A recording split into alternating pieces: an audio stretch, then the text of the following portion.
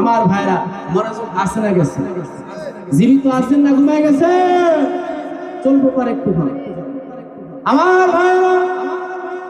এবার হযরত জাকারিয়া পয়গম্বর কি আমার আল্লাহ ডেকে ডেকে বললেন, জাকারিয়া ইন্না নুবাশশিরুকা বিগুলামিন ইসমুহু ইয়াহইয়া। সন্তান দান করার সাথে সাথে আমি আল্লাহ আরেকটা ঘোষণা দিয়ে দিলাম, তোমার নামটা রাখবা, তুমি তোমার সন্তানের নাম রাখবা ইয়াহইয়া। নামটা কি রাখবে ভাই আমার বলেন? এই জন্য সন্তানদের ভালো নাম রাখা এটা পিতামাতার জিম্মাদারি। কথা বলছি এক জায়গায় বয়ানে গেলাম, কয় হুজুর আমার সন্তান একটু দোয়া করে দেন। নাম কি? কয় তুফান। সন্তান নাম। আরেক জায়গায় গেছি, কয় আমার মেয়ের নাম হলো ঝটিকা। মেয়ের নাম কি? তা এই হইতেছে নামের অবস্থা। নাম যদি এডি হয় কামে টাকা। আর হযরতে ইয়াহইয়ার নাম রাখলেন কে বাবা? জোরে খান। আল্লাহ রাব্বুল আলামিন বললেন, আমি ইয়াহইয়া নামটা রাখলাম, সাথে শোনো লাম নাজআল লাহু মিন ক্বাবলু সামিয়া। অনেকে এসে হুজুরের কাছে, হুজুর এমন একটা নাম দিবেন, নামটা হবে আনকমন। কথা কোন ঠিক কি ঠিক না? কয় নামটা আধুনিকের সাথে সাথে আনকমন হওয়া লাগবে। আর আমার আল্লাহ যে নামটা দিলেন, আল্লাহ নিজেই বলেন এই ইয়াহইয়া আর আগে দুনিয়াতে এই নামের কোনো লোক পৃথিবীতে ছিল না। ইয়াহইয়া আলাইহিস সালামের নাম, এই তাকে নাম করার আগে পৃথিবীতে ইয়াহইয়া নামে কোনো লোক, কথাটা কি আপনারা বুঝে আসতেছে? এটাই প্রথম যে তার নামটা কে দিলেন? নামটা দিলেন ইয়াহইয়া। ক্বালা রাব্বি আন্না ইয়াকুনু লি গুলাম। ওয়াজ কিন্তু শুরু হইতেছে। ঠিক আছে, হযরত জাকারিয়া আলাইহিস সালাম এতক্ষণ পর্যন্ত কয় আল্লাহ আমি তো নিজেই সন্তানের আশায় পাগল হয়ে গেলাম, কিন্তু তুমি কি আমার দিলের ভিতরে আরো ব্যথা দিয়ে আমারে পাগল বানাই দিবে? আল্লাহ রে কয় আল্লাহ তুমি যে আমারে ছেলে দিবা, নামটাও দিয়ে দিলে, আমার ছেলেটা হবে কেমন? সে তো বুঝেন তার অবস্থা রেখে কথা করেন না। বিবি তো 96 বছরে বুড়ি, আর উনি তো আগেই শেষ। আল্লাহকে বলে আল্লাহ এই বৃদ্ধ বয়সী 120 বছর বয়স হয়ে গেছে, আমার আদি টাঙ্গাইলের বাবাজি 60-70 বছর হইলে তো পুরুষ মানুষের যৌবন থাকার কথা না? সন্তানটা কেমনে হবে? আল্লাহ রেখে আল্লাহ সত্যি কি তুমি আমার সন্তান দিবা? আল্লাহ কয় তোমার কি বিশ্বাস না? কয় হ্যাঁ বিশ্বাস, কিন্তু আল্লাহ কেমনে দিবা, কেমনে দিবা এটা বললো না। আল্লাহ তাআলা জাকারিয়া আলাইহিস সালাতু ওয়াস সালামের কথাই তখন বলেন, এবং হযরত জাকারিয়া মাঝখানে আরেকটা কথা বলেন, ওয়াকানাত ইমরাতি ইয়াতিরা। আল্লাহ আগেই আমি বলেছি আমার বিবিটা একেবারে বান্দা, ওয়াকাদ বালাগতু মিনাল কিবারি ইতিয়া। আর আমি আগেই তো বলছি আমি একেবারে বৃদ্ধর চূড়ান্ত পর্যায়ে পৌঁছে গেছি। আমি একেবারে বৃদ্ধ, বাচ্চাটা কেমনে দিবে আল্লাহ এটা একটু কও না। আল্লাহ তাআলা তখন বললেন ক্বালা কাযালিক। এমনি এমনি ভাবে এমনি আমরা কই না এটা দিকে কেমনে করে বলি কেমনি। তারপরে আল্লাহ বলেন ক্বালা রাব্বুকা হুয়া আলাইয়া হাইয়্যিন। ও জাকারিয়া তুমি টেনশন করো না, আমি আল্লাহ রাব্বুল আলামিন আমার উপরে কাজটা করাই একেবারে সোজা। সুবহানাল্লাহর কাজটা করে কর, জোরে কর না সুবহানাল্লাহ। কাজটা কি আল্লাহর প্রতি সোজা না কঠিন? আরেকটু জোরে বলেন সোজা না কঠিন? পৃথিবীর ভিতরে আল্লাহ তাআলা মানুষদেরকে দুনিয়ার ভিতরে আনছেন, তরিকা দিয়েছেন 4টা। কয়টা? জোরে বলেন কয়টা? 1 নম্বরে আদম আলাইহিস সালাতু ওয়াস সালামের মা ছিল তো বাবা সাল, তাহলে মা নাই বাবা নাই, আল্লাহ পাক কাফার নুন দিয়া কুল দিয়া বানাইলেন। সুবহানাল্লাহ বলেন 1 নম্বর। 2 নম্বর হযরতে হাওয়াকে বানাইলেন স্বামীর পাজর টিকা। তাফসীরে কিতাবের ভিতর লেখছে এই স্বামীকে বাবার নজরে রাখা হয়েছে। তাহলে বোঝা গেল বাবা আছে কিন্তু কথা বলেন মা নাই। আমরা যারা দুনিয়াতে আসছি কেউ কি মা বাপ ছাড়া আছে নাকি? এমন কি আছে কে বাপ নাই বা কেউ মা নাই? তাহলে আমাদের আসার তরিকা হলো বাপও আছে মাও আছে, আর একটা তরিকা বাদ রইল মা থাকবে বাবা থাকবে না। আলোচনার সামনে একটু ধৈর্য ধরতে হবে আমার ভাইরা। এবার জাকারিয়া আলাইহিস সালামের জবাবে আল্লাহ বলেন হুয়া আলাইয়া হাইয়্যিন। আল্লাহ কয় জাকারিয়া টেনশন করার দরকার নাই, ওটা আমি আল্লাহর উপরে একেবারে সোজা। आदे कुदरत खुदारी हर जखागी आकुनी मुर्दारा तू जिंदा कुनी जिंदारा तू बेजा कुनी। अल्लाह के आमी जिंदा के मृत बनाई मृत्यु के जिंदा बनाई सकल क्षमतार मालिक के। আরেকটু জোরে বলেন না সকল ক্ষমতার মালিকটা কে? আমার ভাইরা জাকারিয়া আলাইহিস সালামের জবাবে আল্লাহ আরেকটা কথা সামনে শুনে বললেন। জাকারিয়াকে বললেন ওয়াকাদ খালাকতুকা মিন ক্বাবলু ওয়া লাম তাকু শাইআ। জাকারিয়া তুমি একটু মনে করে দেখো, আমি যে তোমার এই টুকরো বানাইছিলাম, তোমারে যে আমি আল্লাহ বানাইছি, তোমাকে বানানোর আগে তুমি কোনো বস্তু ছিলা না। আমরা কি কোনো বস্তু ছিলাম? এক ফোঁটা নাপাক পানি আল্লাহ দিলেন। কোরআন শরীফের ভিতরে অনেক জায়গা আলোচনা হয়েছে। আল্লাহ পাক এক ফোঁটা নাপাক পানিটা বানাইলেন। এক ফোঁটা নাপাক পানিটা মায়ের রহিমে দিয়া 40 দিন পরে রক্ত আলাকা, নুতফা থেকে আলাকা, আলাকা থেকে আবার আল্লাহ পাক মুজগা, একটা মাংসের টুকরা করলেন। আবার সেখান থেকে আল্লাহ ইজামা, একটা হাড্ডি আল্লাহ পাক বানাইলেন। আল্লাহ তাআলা বলেন ফাকাসাউল ইজামা লাহমা। আল্লাহ বলেন আমি ওই হাড্ডিগুলোর ভিতরে মাংসের স্ট্রাকচার দিয়া সুন্দর করে সাজায়া এমন সুন্দর করে বানাইলাম। সুম্মা আনশানাহু খালকান আখার ফাতাবারাকাল্লাহু আহসানুল খালিকিন।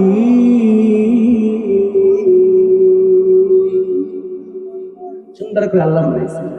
জাকারিয়া পয়গম্বর এবার বুঝে আসছে, হ্যাঁ ঠিকই তো, আমিও তো বলবো কিছু ছিলাম না।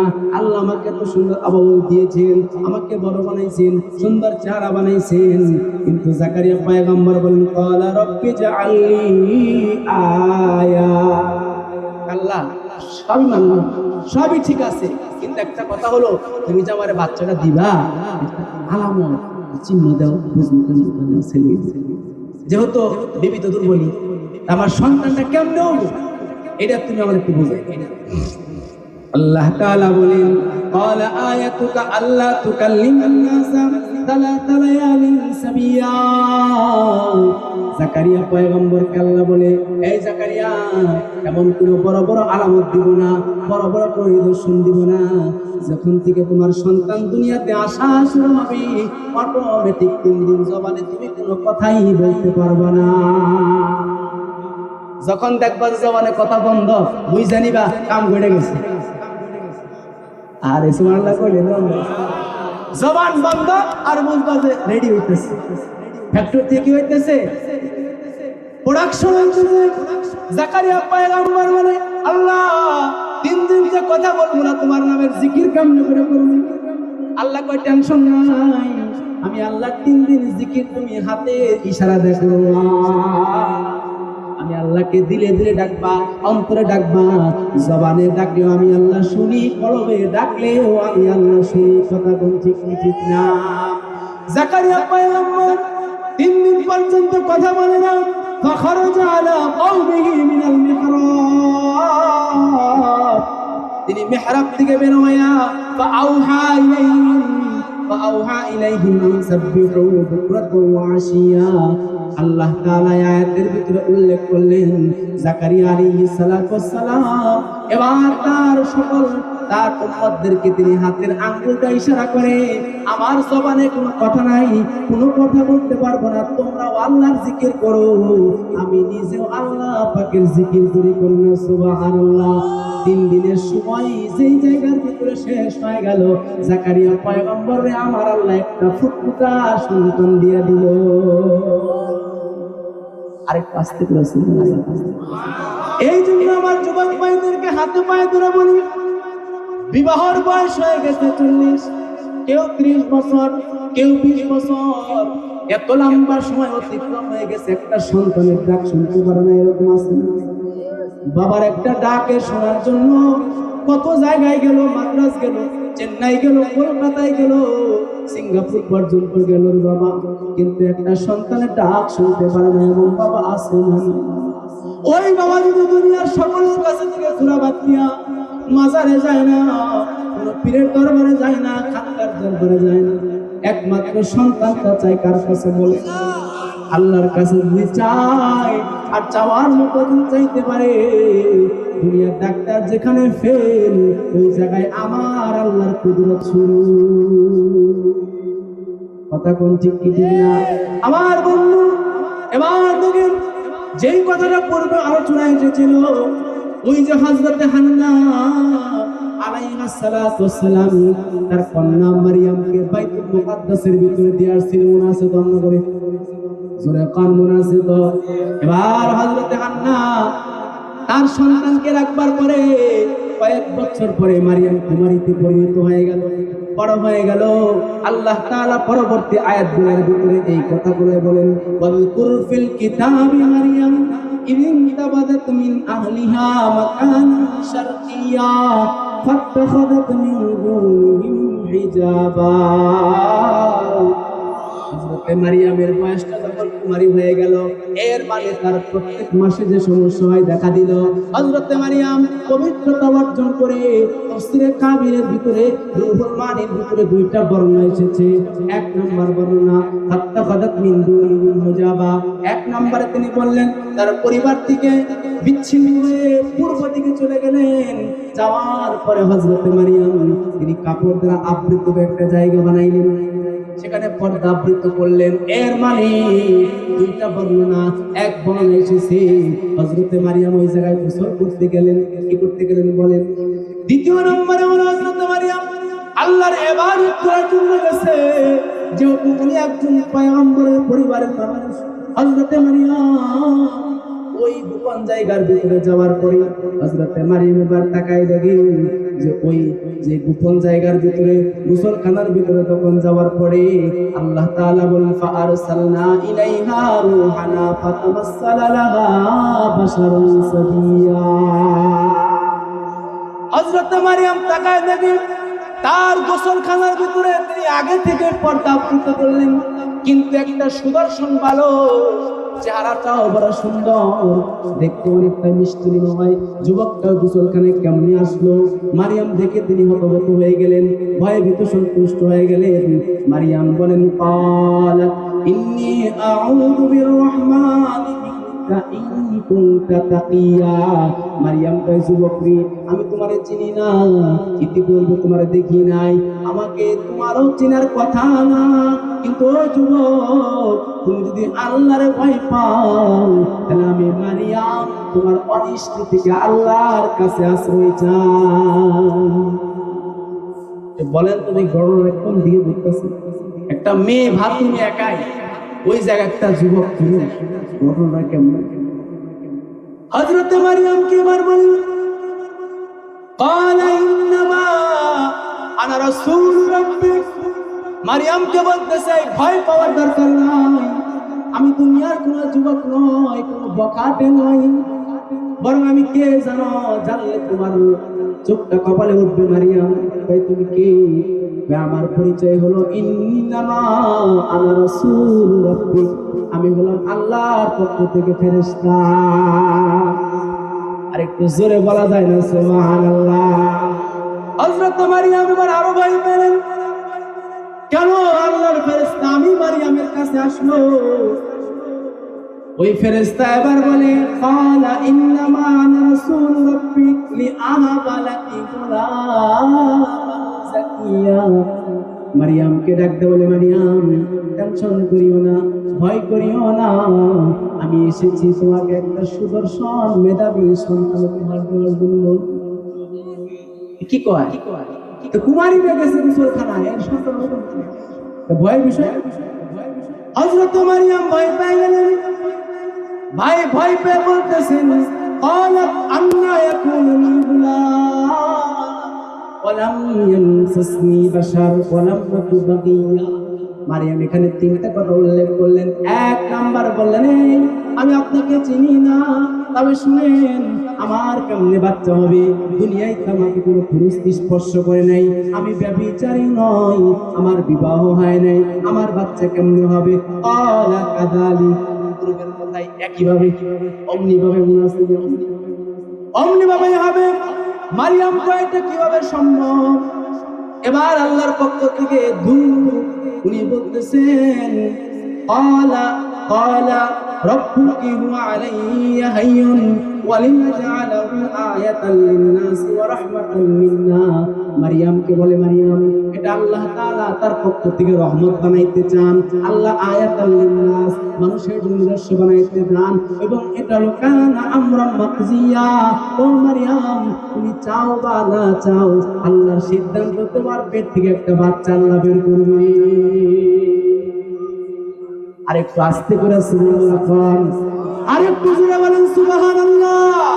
এবার লোকটা বলে, এই মারইয়াম, তুমি ভয় পাও আর টেনশন করো, যাই করো না কেন, আমার দায়িত্ব যেটা আমার উপর অর্পিত হয়েছে, বাচ্চা আমি কি তোমাকে দিবই তো দিবই। সুবহানাল্লাহ। মারইয়াম এবার আরবিতে সন্তুষ্ট হয়ে গেলেন। ফাহামালাতহু ফান্তাবাযাত বিহি মাকানান কাসিয়া। তিনটা বর্ণনা।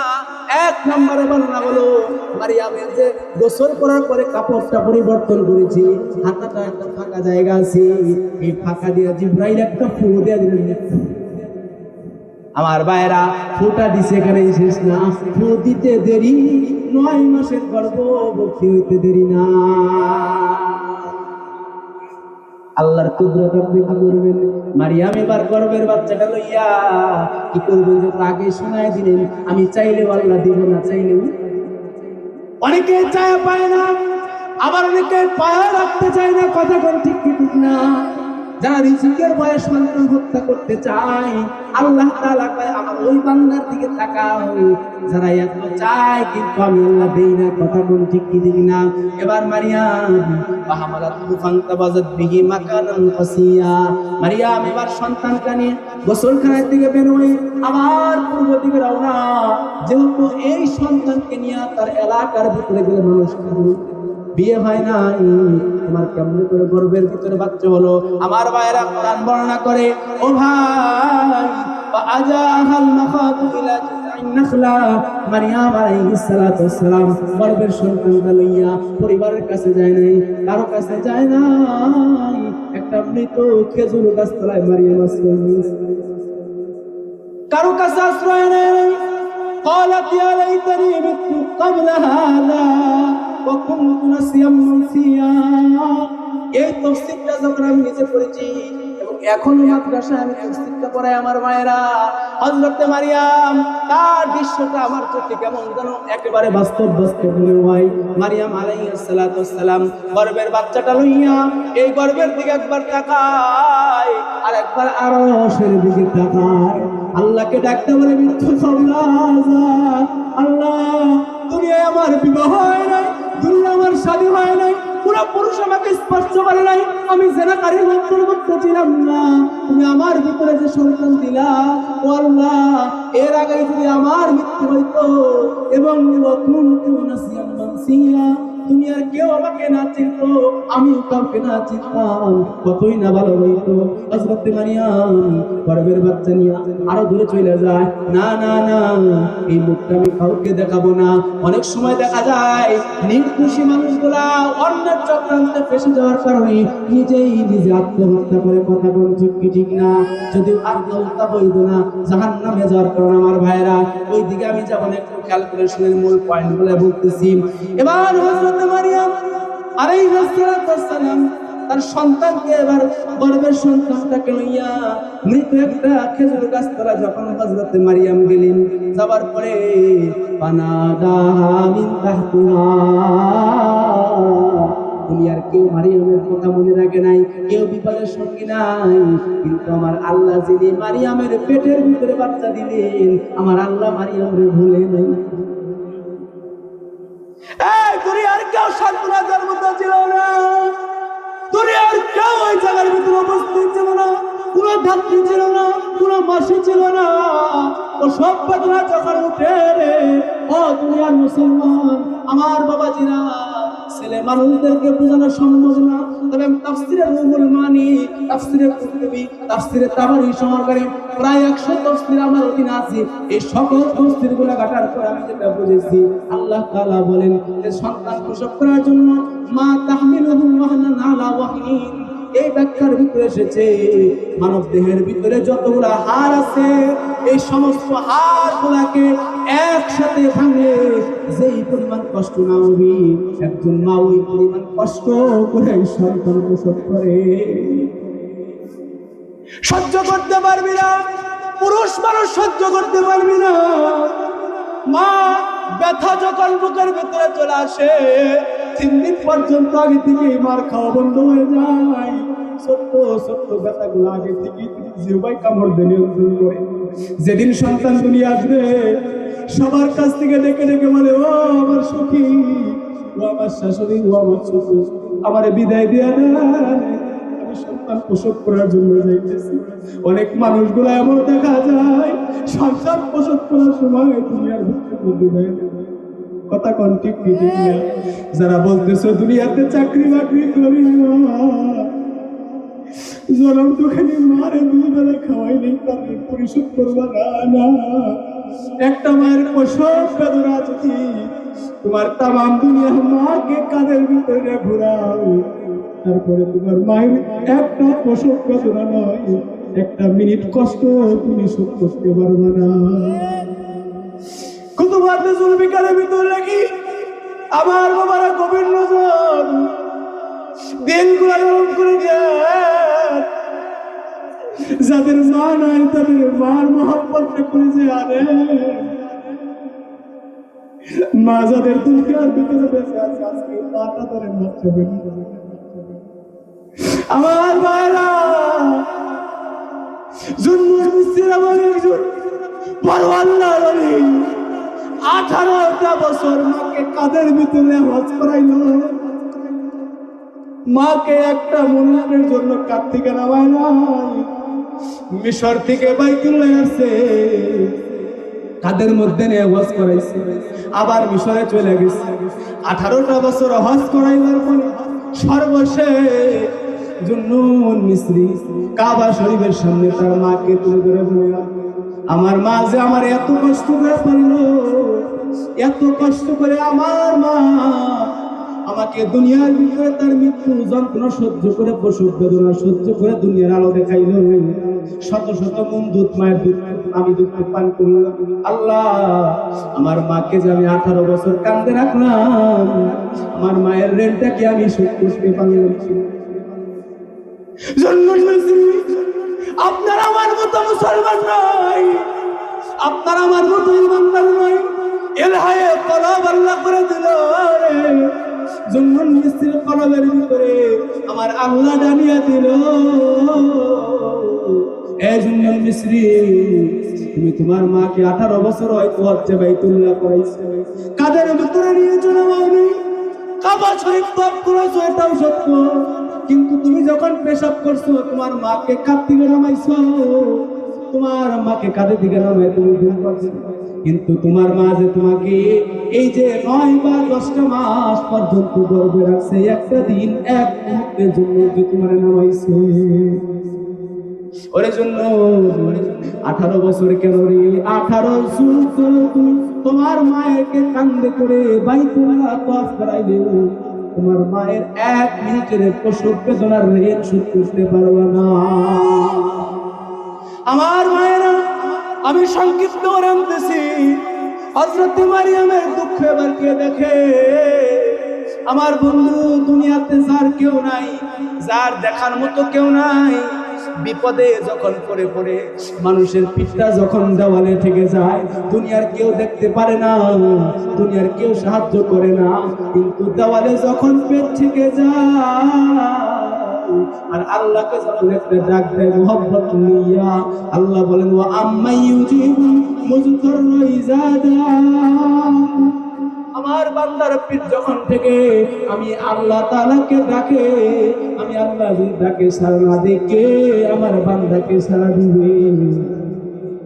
হযরতে মারিয়াম তার কষ্টের কথাগুলো পৃথিবীর কাউকে বললেন না, একমাত্র আল্লাহকে বললেন, আল্লাহ মৃত্যু কাবলা হাযা, আমি যদি এর আগেই মরে যাইতাম অথবা আমি কাউকে চিনতাম না, কেউ আমাকে চিনতো না, অনেক ভালো হতো। আল্লাহ তাআলা তখন বলে, মারিয়াম রে টেনশন নাই, ফানাদাহা মিন তাহতিহা আল্লাহ তাহজানি ও মারিয়াম ভয় পাও না, টেনশন করো না, কদ জাআলা রাব্বুকি তাহতাকি সারিয়া। মারিয়াম তুমি তাকায় দেখো, তোমার পায়ে নিচ দিয়ে আমি আল্লাহ একটা সুমিষ্ট পানির ঝর্ণা প্রবাহিত করে দিলাম। আরেকটু জোরে কন্যা বাবা সুবহানাল্লাহ। এবার হযরত মারিয়াম তার যখন প্রসব বেদনা হয়ে গেল, হযরত মারিয়াম আল্লাহ বলতেছেন কদ জাআলা রাব্বুকি তাহতাকি সারিয়া, তোমার পায়ের নিচে দিয়ে একটা ঝর্ণা বানিয়ে দিলাম। ওয়াহুজ্জি ইলাইকি বিজিজিন নাখলা, এবং পূর্বে গেছে হযরত মারিয়াম যেই বাগানে গিয়েছিল ওই বাগানের খেজুর গাছ মুর্দা না জীবিত ছিল? সবাই বলেন মুর্দা মুর্দা ছিল। হযরত মারিয়ামকে আল্লাহ বললেন মারিয়াম ওই মৃত খেজুর গাছটা একটু ধরো। হযরত মারিয়াম কান্দনরত অবস্থায়, তিনি কন্দনরত অবস্থায় গাছের ভিতরে হাত দিলেন। আল্লাহ তাআলার কুন ফায়াকুনের কেরামতি, তার কুদরতিতে পুরাটা খেজুর গাছের বাগান তাজা। একটা জবান বন্ধ রেখে তা জোরে কন্যা সুবহানাল্লাহ। গাছটা তাজা হয়ে গেছে, মারিয়ামের নিচ দিয়ে আল্লাহ পাক পানি প্রবাহিত করে দিলেন। আল্লাহ তাআলা এবার মারিয়ামকে ডাকতে বলতেছেন ওহুজ্জি ইলাইকি বিজিজিন নাখলা তুসাকিত আলাইকি রুতবান জানিয়া। মারিয়ামকে এবার আল্লাহ বলে মারিয়াম আরেকটা কাজ তোমাকে করতে হবে, খেজুর গাছের একটা ডাল ধরে চাকা দিবা। যদিও খেজুর গাছে কোনো খেজুর নাই, কিন্তু আমি আল্লাহ তাজা তাজা খেজুর গুলাকে তুমি মারিয়ামের সামনে পেশ করে দিব। হযরত মারিয়াম খেজুর গাছের ডাল ধরে জাকি দিয়েছে, জাকি দিতে দেরি, খেজুর গুলো টপ টপ করতে দেরি হয় নাই। কন্যা সুবহানাল্লাহ। খেজুর গাছে খেজুর পড়ে গেছে, পানিগুলো সামনে দিয়ে বয়ে গেছে। আল্লাহ তাআলা এবার বলেন ফাকুলি ওয়াশরাবি ওয়া কাররি আইনা। আল্লাহ তাআলা এবার মারিয়ামকে ডাকতে বলে ও মারিয়াম ফাকুলি, খেজুর একটা মুখে দাও। আকালা থেকে আকালায় এখন কুলকুলি, খেজুরটা একটু মুখে দাও, খেজুরটা খাও, ভক্ষণ করো। মারিয়াম খেজুরটার একটু চিবুনি দিয়েছে। ওয়াশরাবি, আর একটু পানি তুমি হাতের চোলটা মুখের ভিতরে দাও। হযরতে মারিয়াম এক চোল পানি মুখের ভিতরে দিয়েছে। আল্লাহর ফজলে বিনা বেদনায়, বিনা প্রসব বেদনায় সন্তান দুনিয়ার ভিতরে আগমন করে গেছে। একটা জবান বন্ধ না, জোরে কর সুবহানাল্লাহ। হযরত মারিয়ামের সন্তান হয়ে গেল, শুধুমাত্র একটা খেজুর মুখে দিছে আর এক ঢোক পানি দিল। যে আল্লাহ গর্ভের ভিতরে ঢুকাইতে পারে ওই আল্লাহ বের করতে পারে কি পারে না? বিশ্বাস কি আমাদের সকলেরই আছে? মা বোনদের কি আছে? 6 মাস যাইতে না যাইতে পেট কাটার তারিখ তো হসপিটাল থেকে রেডি দিয়ে দিছে। কথা কোন ঠিক ঠিক না? বাজার হইতেছে না কথা। বাচ্চা 2 মাসে গর্ভে গেল, চেক আপ করতে গেছে, কয় ডাক্তার কি অবস্থা, কয় পজিশন ভালো। 3 মাসের বেলায় গেছে, কয় পজিশন ভালো। 4 মাসে 5 মাসে গেছে, 6 মাসে কয় পজিশন ভালো না। বাচ্চাটার মুখ উল্টে দিকে গেছে, মনে হয় পেশাব পায়খানা করার সম্ভাবনা আছে, তাড়াতাড়ি পেট কাটো। আমি আপনাদেরকে প্রশ্ন করতে চাই, হযরতে আদম নবী আলাইহিস সালামের এত সন্তান ছিল, আদমের স্ত্রী হাওয়ার পেট কয়বার কাটছে? একবার কাটছে, ওইটা হবে একবার কাটছে, তাই কি? নূহ নবীর এত সন্তান, তার বিবি পেট কয়বার কাটছে? বেয়াদবি মাফ করবেন, আমরা যারা এখানে মুরব্বিরা আছি, এখন আমরা তো মোটামুটি মুরব্বি, কথা বল না কেন, চেয়ার তুলে বিমানায় দিছে। আমাকে আপনাকে মা যে আমাকে আপনাকে জন্ম দিচ্ছে, পেট কয়দিন কাটতে গেছে। কিন্তু এখন বাচ্চা গর্ভে যাওয়ার আগে 1.5 তারিখ সব ফাইনাল, 2 মাসের 7 তারিখে সিজার না করলে পেটের বাচ্চা মারা যাবে। কথা কোন ঠিক ঠিক না? আপনি বুঝা ঠিক করলেও ঠিক, না কইলেও ঠিক। এটা ইহুদি নাসারাদের চক্রান্ত, মুসলমানদের স্ত্রীদের সতীত্ব পর্দা নষ্ট করার চক্রান্ত। কথা কোন ঠিক কি ঠিক না? বাংলাদেশ সহকারে আমি এই দেশের প্রায় 5 থেকে 10টা দেশ ভ্রমণ করেছি, কিন্তু কোন জায়গায় শুনি না যে সিজারে কোনো করতেছে একমাত্র বাংলাদেশ। এর মানে কি? বুঝেন? ইহুদি নাসারারা দেখলো যে মুসলমানদের ইমানি চেতনা নষ্ট করবার জন্য দুইটা কাজ করতে হবে। এক নাম্বার এই এদের মা বোনদের যেটা থেকে ফ্যাক্টরির দিকে মাল বেরোয় এটারে দুর্বল করো, মানে বেপরদায় আনো। আর দুই নাম্বার হলো প্রত্যেকের ঘরে ঘরে সুদি কারবার দিতে হবে। আর আপনি ইচ্ছা করলেও সুদ খাইতে হবে, না করলেও করতে হবে, কথা বল না। এক জায়গায় আছে ঘটনা আমার কাছে চোখা হুজুর সবাই না সুদ খাই, আপনি কি খান, কেমন কেমন হবে? যদি কোনো ব্যক্তি আমরা দাওয়াত দেন, আল্লাহ না করে যদি সুদি কারবার করে তাহলে ওই যে ভাত খাওয়া ঠিক আছে, শোনা গেছে। তাহলে আমিও কি মুক্ত আছি? কথা কন মুক্ত আছি। এই জন্য মুসলমানদের ভিতরে চক্রান্ত চলে আমার ভাইরা। এজন্য কোরআন বলে, হাদিস বলে, সুম্মা সাবিলা ইয়াসসারা বিরক্ত হইতেছেন আপনারা। আর একটু অল্প সময় আল্লাহ বলেন আমি আল্লাহ তাআলা মাতৃগর্ভের ভিতরে সন্তান ঢুকাইলাম, ওই সন্তানটাকে বের করার রাস্তা আমি আল্লাহ নিজেই সহজ করে দিব। এতে যদি সন্তান বের হইতে গিয়ে আপনার মা মারা যায়, আল্লাহর নবী নিজে বলেন কিছু মানুষকে আল্লাহ তাআলা হুকমান শহীদের মর্যাদা দিবেন। তারা সরাসরি শহীদ না, শহীদের সম্মান পাবে, শহীদের সওয়াব পাবে। তার মধ্যে এক নাম্বার হলো মা, যে মা প্রসব করতে গিয়ে তুমি মারা যায়, তাহলে মৃত্যুবরণ করলেও তো শহীদের মর্যাদা পাওয়া যায়। কথা কোন ঠিক না? এবার হযরত মারিয়াম খেজুর মুখে দিয়ে পানি যখন মুখে দিয়েছে, সাথে সাথে বাচ্চাটা দুনিয়ার ভিতরে আগমন করেছে। মারিয়াম তাকায় দেখে তার খেজুরা কোনো মুখে, কিন্তু সন্তান তার কোলে এসে। কোনো ডাক্তারের দরকার হয় নাই, নার্সের দরকার হয় নাই, সিস্টারের দরকার হয় নাই। আল্লাহ সাথে সাথে মারিয়ামকে মারিয়াম আইনা, তোমার দিনের ভিতরে এতক্ষণ পর্যন্ত যে ব্যথাগুলা ছিল, যে কষ্টগুলা ছিল, যে দুঃখগুলা ছিল, তোমার সন্তানের দিকে তাকায়া দেখো রে, আমি আল্লাহ তোমার সব দুঃখগুলা দূর করে দিব। এবার হযরত মারিয়াম তার সন্তানের দিকে ইশারা করে তাকায় দেখে, তার সন্তানের দিকে তাকায় দেখে এত সুন্দর একটা সন্তান আল্লাহ পাক রব্বুল আলামিন তাকে দান করলেন। যে সন্তানটার দিকে তাকাইয়া হযরত মারিয়াম তার সকল কষ্ট দুঃখগুলা ভুলায় দিয়েছেন। তিনি কে? আরেকটু জোরে বলেন না বাবা, তিনি কে? আমার বন্ধু। এবার মারিয়াম আলাইহিস সালাতু ওয়াস সালাম আল্লাহ পাক শিখিয়ে দিলেন, ওয়া ইম্মা তারাইন্না মিনাল বাশারি আহাদান ফাকুলি ইন্নী নাযারতু লিররহমানি সাওমা। মারিয়ামকে এবার আমার আল্লাহ বললেন, হে মারিয়াম, আর সন্তানকে জঙ্গলে জঙ্গলে ঘোরার দরকার নাই, বনে বনে ঘোরার দরকার নাই।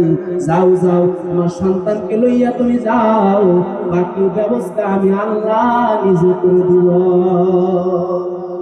এবার হযরত মারিয়াম আলাইহিস সালাতু ওয়াস সালাম তার সন্তানটাকে এবার লইয়া জনসম্মুখের ভিতরে যখন গেল, আমার আল্লাহ আগেই মারিয়ামকে শিখিয়ে দিলেন, মারিয়াম তুমি যাবার পরে জবানে কোনো কথা বলবা না, বলবা আমি রোজা রেখেছি, ইশারায় বুঝাই দিবা। ওই জামানায় কেউ যদি একটু কথা বললে রোজা ভেঙে যাইতো, কথা বলা যাইতো না। আমার ভাইরা, আমার শ্রদ্ধেয় মুহতারাম এসে গেছেন, আর মাত্র 2 মিনিট শেষ দিব। আমার বন্ধু, আমার ভাইরা খেয়াল করেন, মূল বিষয়টা এই জায়গায় একটু খেয়াল করেন। হযরত মারিয়াম তার সন্তানকে লইয়া চুলের ভিতরে লইয়া আওলা জাওলা চুরি জনসম্মুখের ভিতরে উপস্থিত হয়ে গেছে। ফাতাহমিলুহু ওয়াফাতাত বিহি কওমাহা তাহমিলুহু, সন্তানকে কোলের ভিতরে লইয়া হযরত মারিয়াম জনসম্মুখে যাওয়ার পরে আলু ইয়া মারিয়াম লাকাদ জিইতি শাইআন ফারিয়া। খেয়াল করুন আমার বন্ধু, এবার এলাকার লোকগুলা মারিয়ামকে বলে, মারিয়াম কপালটা পুড়ে ফেলছো, শেষ শেষ, সব শেষ। সি সি, তুমি এটা কি করলা? তুমি একটা কুমারী মেয়ে, তোমার গর্ভে এবং তোমার কোলের ভিতরে যে সন্তান দেখি, কার সন্তান এটা নিয়ে? যদিও আমার মায়ের সময় এখানে একেবারে অল্প দিন ছিল, কিন্তু মানুষের মেধাকে আল্লাহ এমন ভাবে ঘুরাই দিচ্ছে, কেমন জানি 1 বছর অতিক্রম হয়েছে। সুবহানাল্লাহ কান। এবার মারিয়াম আল্লাহর শিখাইতের কথা অনুযায়ী তিনি কোনো কথা বললেন না। হযরত মারিয়াম চুপ করে বললেন, চুপ করে রইলেন। তারপর লোকরা বলতেছেন, ইয়া উখতা হারুন মা কানা আবুকি মুরাসাউইদ ওয়া মা কানাত উম্মুকি বাগিয়া। সবাই বলতেছে, এ মারিয়াম, তোমার বাবা তো কোনো খারাপ মানুষ ছিল না, তোমার মাও কোনো খারাপ মানুষ ছিল না, তুমি এমন কাজটা কেমনে করে করলা?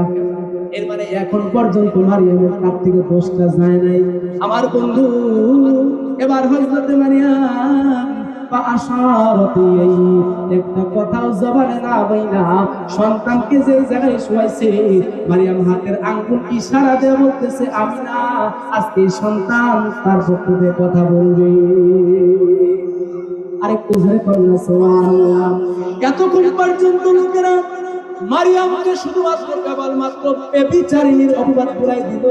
এখন মারিয়ামকে বলতেছে, ক্বালু কাইফা নুকাল্লিমু মান কানা ফিল মাহদি সাবিয়্যা। হে মারিয়াম, তোমার বিবেক বুদ্ধি কি একেবারে লোপ পাইলো কিনা? তুমি ইমরানের কন্যা, তুমি হারুনের বোন, তোমার মাও তো অনেক ভালো মহিলা ছিল। আমরা যে একটা দুধ বাচ্চা কেবলমাত্র ভূমিষ্ঠ হইল, এই সন্তানের সাথে কেমনে কথা বলবো? আমার মায়েরা, বাচ্চারা হয়তো কথা বলে না, দুধের শিশু কথা বলে না, কিন্তু আমার আল্লাহ বলাইলে বলা ছাড়ে না, কথা কোন ঠিক না। আমার আল্লাহ ইশারা হইলে গাছেও কথা কয়, মাছেও কথা কয়, কথা বলে ঠিক না। আমার বন্ধু, আলোচনা সংক্ষিপ্ত করে আনি, এই পৃথিবীর ভিতরে আমার আল্লাহ 3 জন বাচ্চাকে দিয়ে কথা বলাইছেন, তার মধ্যে একটা সুবহানাল্লাহ। আমার ভাইয়েরা, আমার বন্ধু, এবার মারিয়াম যখন ইশারা করে বললেন আমার সন্তান কথা বলবে, লোকগুলো যখন বলল কাইফা নুকাল্লিমু মান কানা ফিল মাহদি সাবিয়্যা, কেমনে কথা বলবো যে বাচ্চারা নাকি দুনিয়ার ভিতরে আছে, নিজেও বুঝে না, ডান বাউ চিনে না। এই কথা বলতে দেরি হয়েছে। ঈসা পয়গম্বর যে কাপড়টা বেষ্টিত ছিল, কাপড়ের ভিতর দিকে আঙ্গুলকে বের করে দিয়া আসমানের দিকে তুলে বলতেছেন, ক্বালা ইন্নী আবদুল্লাহ। উনি কিন্তু কয় না আমি ঈসা, উনি কিন্তু কয় না আমি রাসূল, উনি কিন্তু বলেন আমি কোন পয়গম্বর, বলেছেন আমি আল্লাহর বান্দা। এটাই আমি আপনাদের বলতে বুঝাইতে। আমার ভাইরা, এবার যখন বললেন ইন্নী আব্দুল্লাহ, আমি হলাম আল্লাহর বান্দা, এখন যে আল্লাহর বান্দা পরিচয় দিয়েছে, সামনে টাইটেল বাড়াইতেছে আতানিয়াল কিতাব। এই শুনো শুনো, এমনি বান্দা না, আল্লাহ তাআলা আমাকে পূর্বে থেকে কিতাব দান করে দিয়েছে। সুবহানাল্লাহ। আগামীকাল করেন আর আস্তে বলে কোন সুবহানাল্লাহ। আতানিয়াল কিতাব, কিতাব দান করেছে, ওয়াজআলানি মুবারাকান ওয়াজআলানি নাবিয়্যা। এবার হযরত ঈসা পয়গম্বর বলেন আল্লাহ তাআলা আমাকে নবী করে দুনিয়ার ভিতরে পাঠাইছে, ওয়াজআলানি মুবারাকান আইনামা কুনতু। আর আমি যেখানেই থাকি না কেন আমার আল্লাহ আমারে বরকতপূর্ণ করে বানাইছে। আমার ভাইরা, আর কথা বলা যাবে না।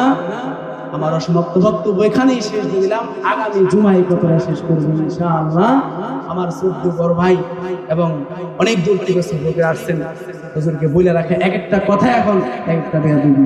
এই জন্য আমি আপনাদেরই মানুষ, প্রত্যেক শুক্রবারে শুনতে পারবেন। হুজুর অনেক দূর থেকে আসছেন, প্রাণ ভরে কথা বলবেন, আপনারা প্রাণ ভরে শেষ পর্যন্ত থাকবেন।